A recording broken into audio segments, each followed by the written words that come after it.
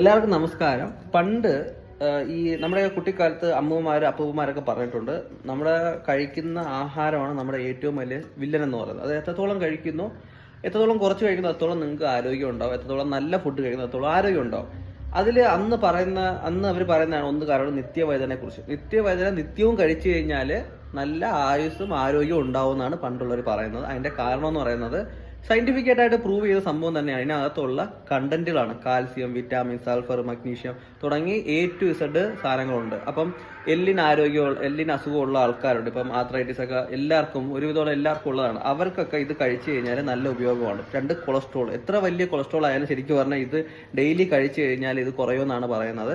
Scientific ആയിട്ട് ചെറിയ proven ആയിട്ടുള്ള സംഭവം തന്നെയാണ്. പിന്നെ പ്രമേഹമായുള്ള രോഗികൾക്ക്, ഹൃദയ സംബന്ധമായ അസുഖമുള്ളവർക്ക്, രക്തസമ്മർദ്ദം കുറയ്ക്കാൻ, അങ്ങനെ എല്ലാത്തിനും ഏറ്റവും ഉപയോഗമുള്ള സാധനമാണ്. പക്ഷെ ഇതിന്റെ ഒരു ചെറിയ കുഴപ്പമെന്ന് വെച്ച് കഴിഞ്ഞാൽ ഇത് കറി വെച്ച് കഴിഞ്ഞാൽ കഴിക്കാൻ കൊള്ളത്തില്ല.